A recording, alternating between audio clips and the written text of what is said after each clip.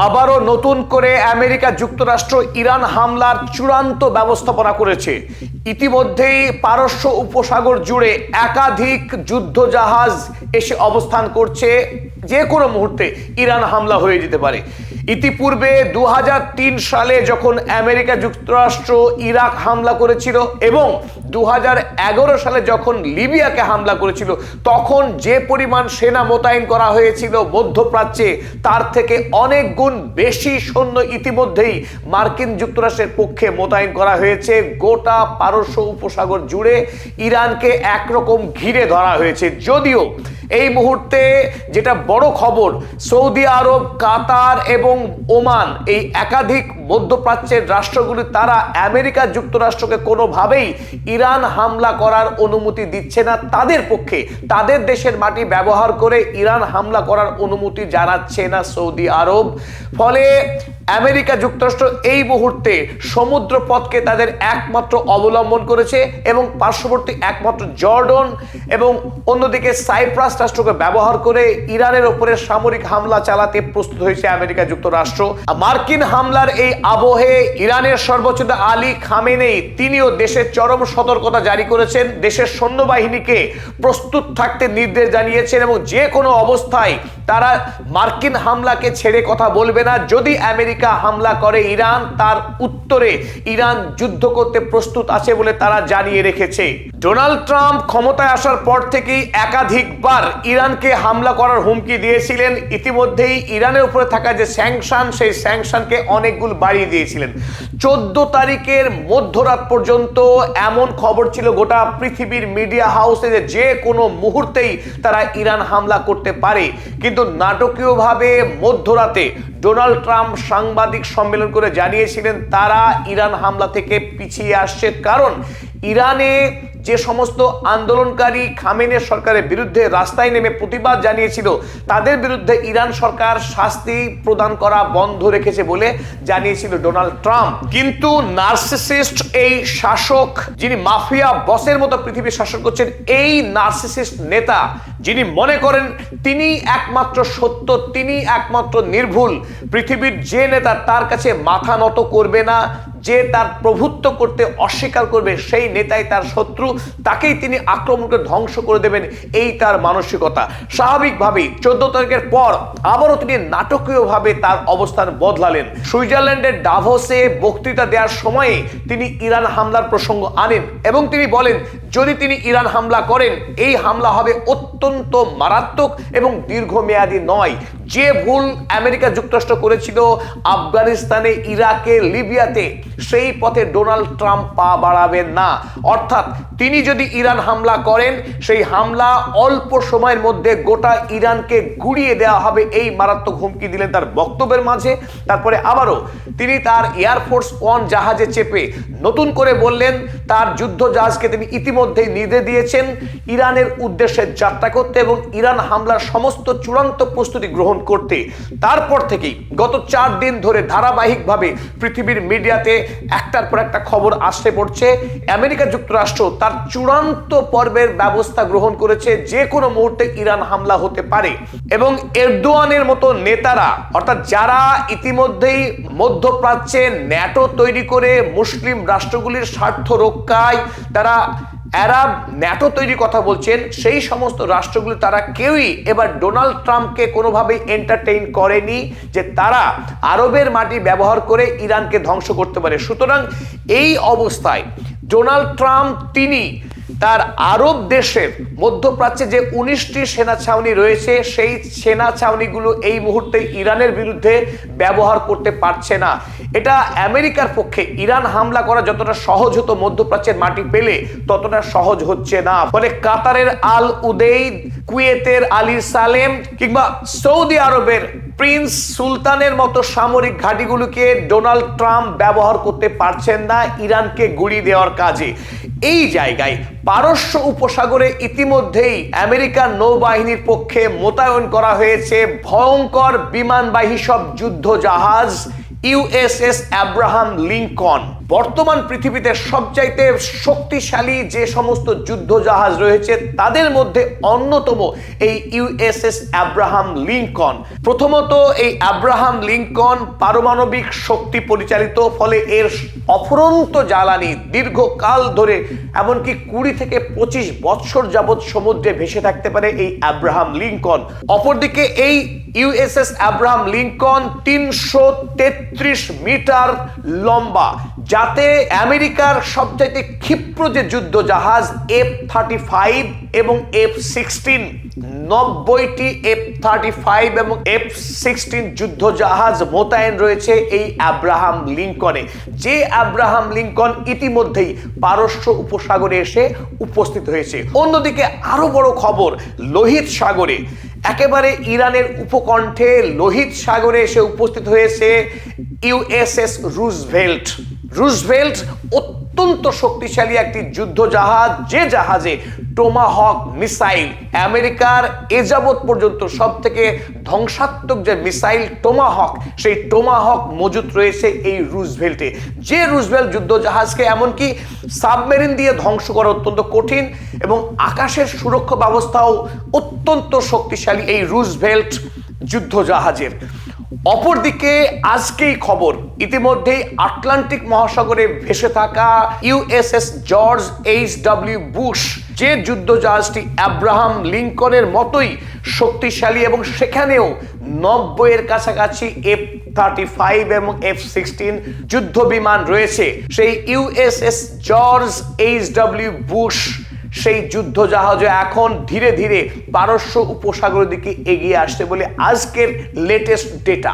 Naval tracker থেকে জানা গেছে এই ইউএসএস জর্জ H.W. বুশ এখন পারস্য উপসাগরের অভিমুখে যাত্রা শুরু করেছে। যে সমস্ত যুদ্ধ জাহাজ আমেরিকার নৌসেনারা মজুত করেছে পারস্য উপসাগরে, এগুলোকে যুদ্ধ জাহাজ বললে কম বলা হয়। এরা আসলে স্থলভূমিতে থাকা যে সমস্ত মার্কিন সেনা ছাউনি, তার যত শক্তি, সেখানে যে পরিমাণ মার্কিন সৈন্য থাকে ঠিক অনুরূপ সংখ্যায়, অনুরূপ অস্ত্রশস্ত্র এবং অনুরূপ সংখ্যায় নৌসেনা কর্মীরা এখন অবস্থান করছে এই সমস্ত জাহাজগুলোতে। কেবলমাত্র আব্রাহাম লিঙ্কনেই 5600 যুদ্ধকর্মী রয়েছে। অন্যদিকে H.W. বুশেও 6000-এর কাছাকাছি আমেরিকার নৌসেনা এবং বায়ুসেনা তারা অবস্থান করছেন। এই সমস্ত তথ্য নিরিখে আমরা বলতে পারি পারস্য উপসাগরে ইতিমধ্যেই আমেরিকার প্রায় 20,000-এর কাছাকাছি সেনা অবস্থান করছে। ডোনাল্ড ট্রাম্পের প্রধান লক্ষ্য, এই যে বিপুল আয়োজন সে করেছে ইরান হামলার, তার মূল লক্ষ্য ইরানে হামলা করে ইরানে যে নিউক্লিয়ার ফ্যাসিলিটি তাকে ধ্বংস করা। কারণ 2025 সালের জুন মাসে অপারেশন মিডনাইট হ্যামার নাতাজ, ফোর্দো, ইস্পাহানের এই নিউক্লিয়ার ফ্যাসিলিটিগুলো আক্রমণ করেছিল আমেরিকা B-2 বম্বার বিমান দিয়ে। তখন তাদের চেষ্টা সত্ত্বেও এই নিউক্লিয়ার ফ্যাসিলিটিগুলোকে আদৌ তারা ধ্বংস করতে পারেনি। সারা পৃথিবীতে আমেরিকার মুখ পুড়েছে, চেষ্টা করা সত্ত্বেও তারা ইরানের নিউক্লিয়ার ফ্যাসিলিটি ধ্বংস করতে পারেনি। এখন খবর যে ইরান অন্তত 24 ঘন্টার মধ্যেই চাইলে তারা পারমাণবিক অস্ত্র তৈরি করে ফেলতে পারে। এই খবরে ডোনাল্ড ট্রাম্পের মাথা ঘুরে গেছে। ডোনাল্ড ট্রাম্প এখন কোনোভাবেই তিনি এটা মেনে নিতে পারছেন না, যদি ইরান পারমাণবিক শক্তি তৈরি করে ফেলে মধ্যপ্রাচ্যে ইরান সুপ্রিম লিডার হবে।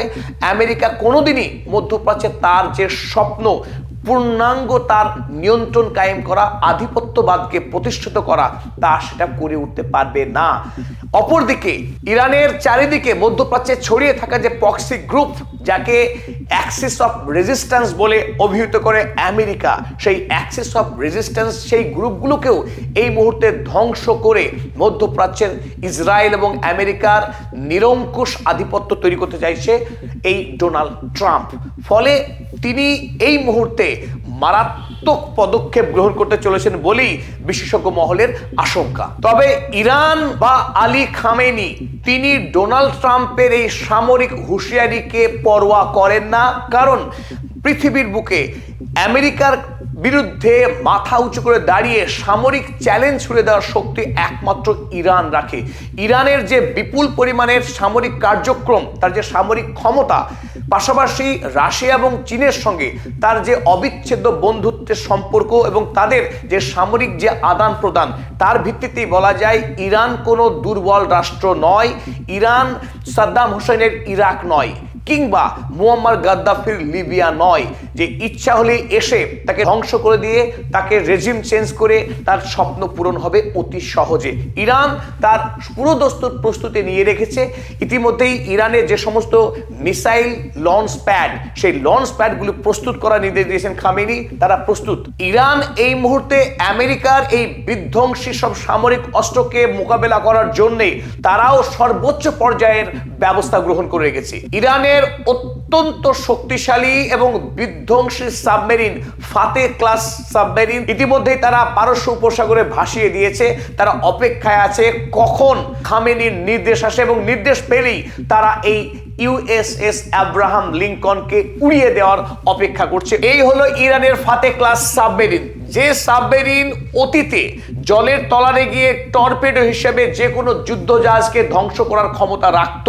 কিন্তু সাম্প্রতিক সময়ে রাশিয়ার সঙ্গে যৌথ রিসার্চের মাধ্যমে এই ফাতেকে অনেকখানি আধুনিকরণ করেছে ইরান। এই ফাতে ক্লাস সাবমেরিন বর্তমানে নিউক্লিয়ার শক্তি দ্বারা পরিচালিত হয়। অতীতে এই সাবমেরিন থেকে মিসাইল ছোড়া যেত, বর্তমানে তার গ্রেডকে আরো বেশি ডেভেলপ করে ব্যালিস্টিক মিসাইল ছোড়ার সক্ষমতা এখন অর্জন করেছে এই ফাতে সাবমেরিন। ফলে আমেরিকার পক্ষে এই ফাতে সাবমেরিনকে মোকাবেলা করা খুব একটা সহজ হবে না ইরানের জন্যে।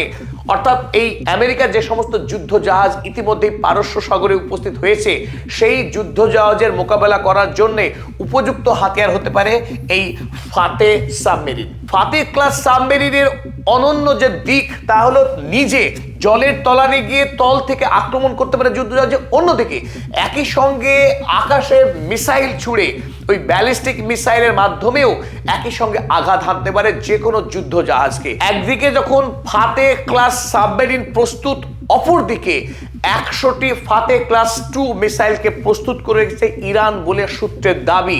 তাহলে একই সঙ্গে সাঁড়াশি আক্রমণ হতে পারে সাবমেরিনে, অন্যদিকে মিসাইলে। আমেরিকার এই আব্রাহাম লিঙ্কন যে যুদ্ধ জাহাজ, যাতে ইতিমধ্যেই খবর 90টির মতো F-35 এবং F-36 যে যুদ্ধ বিমান মজুত রয়েছে, সেই সমস্ত যুদ্ধ বিমানকে যদি জব্দ করতে হয় তাহলে দরকার এই ফাতে মিসাইল। ফাতে 2 মিসাইল আক্রমণ করে ইরান প্রস্তুত রয়েছে এই যুদ্ধ জাহাজের যে শক্তি, তাকে ধ্বংস করে দিয়ে আমেরিকাকে উচিত শিক্ষা দেওয়ার। সারা পৃথিবীতে আমেরিকা নৌ শক্তিতে পরাক্রমশালী, তাকে পরাস্ত করা অত্যন্ত কঠিন।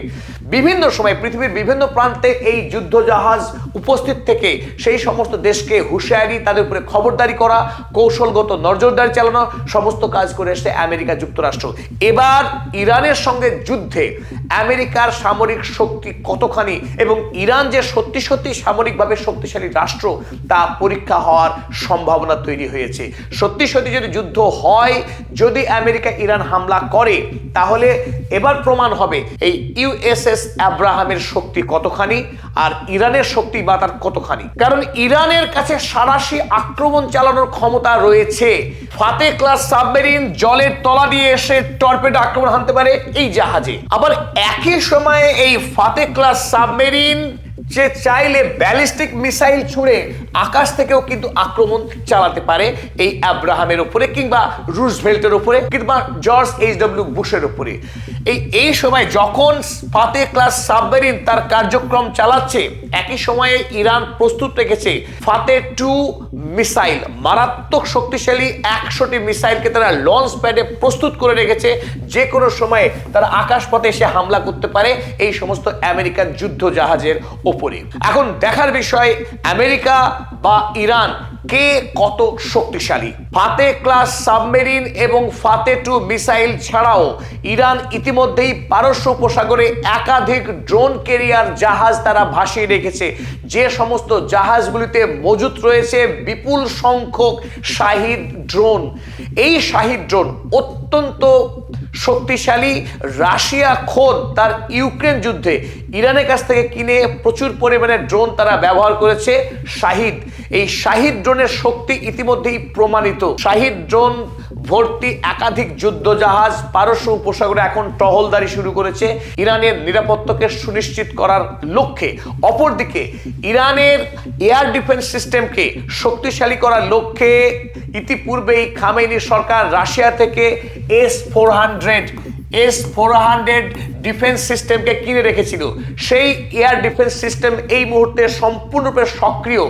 ইরানের আকাশপথকে সুরক্ষা দেওয়ার লক্ষ্যে এখন কাজ করছে S-400, যা পৃথিবীর অন্যতম পরীক্ষিত শক্তিশালী এয়ার ডিফেন্স সিস্টেম হিসেবে পরিগণিত। তবে ইতিমধ্যে টাইমস অফ ইসরায়েল তারা খবরে প্রকাশ করেছে ইরানের সুপ্রিম লিডার আলী খামেনি তিনি নাকি বাংকারে চলে গিয়েছেন। অর্থাৎ আলী খামেনি সন্ত্রস্ত, যে কোনো সময়ে মার্কিন হামলা হতে পারে সেই খবর তারা করছেন। আলী খামেনি এখন সত্যি সত্যি বাংকারে গিয়েছেন কিনা সেই বিষয়ে যদিও পৃথিবীর অন্যান্য কোনো মিডিয়া খবর করতে পারেনি, তবে পাশাপাশি এও খবর রয়েছে ইসরায়েলের সাধারণ মানুষ, তাদের বিপুল সংখ্যক মানুষকে ইসরায়েল সরকারের পক্ষে প্রশিক্ষণ দেওয়া হয়েছে। দীর্ঘকাল ব্যাপী বাংকারে বাস করতে গেলে কি কি ব্যবস্থা গ্রহণ করতে হবে সেই বিষয়ে রীতিমতো প্রশিক্ষণ করা হয়েছে এবং সেই প্রশিক্ষণের ভিডিওগুলো ভাইরাল হয়েছে বিভিন্ন গণমাধ্যমে। তবে ইরানে যে যুদ্ধ হওয়ার সম্ভাবনা অত্যন্ত প্রবল, সেই সম্ভাবনাকে মাথায় রেখেই ইতিমধ্যে ফ্রান্সের যে বিমানবাহী সংস্থা এয়ার ফ্রান্স ইরান সহ পার্শ্ববর্তী বেশ কয়েকটি দেশ থেকে তাদের বিমান পরিষেবাকে সাসপেন্ড রেখেছে। অন্যদিকে নেদারল্যান্ডসের KLM যে বিমানবাহী সংস্থা তারাও মধ্যপ্রাচ্যের সমস্ত ফ্লাইটকে অনির্দিষ্টকালের জন্য ক্যান্সেল রেখেছে এই যুদ্ধের আশঙ্কাকে মাথায় রেখেই। তবে যদি সত্যি সত্যি আমেরিকা যুক্তরাষ্ট্র ইরানকে হামলা করে তবে ইরানের ক্ষয়ক্ষতির আশঙ্কাকে উড়িয়ে দেওয়া যাচ্ছে না, উপেক্ষা করা যাচ্ছে না। কিন্তু ইসরায়েল রাষ্ট্রের সর্বনাশ যে মারাত্মক হবে এতে কোনো সন্দেহ নেই, কারণ ইরান তাক করে রেখেছে ইসরায়েলের দিকে। যদি ইরানের উপরে হামলা হয় সেই হামলার মাসুল গুনতে হবে ইসরায়েল রাষ্ট্রকে। ইসরায়েল কারণ মধ্যপ্রাচ্যের সমস্ত অশান্তির জন্য একমাত্র দায়ী আমেরিকার প্রক্সি স্টেট সেটলার করণী এই ইসরায়েল। তাই বেঞ্জামিন নেতানিয়াহুর রক্ষা হবে না যদি ইরান হামলা হয়ে যায়।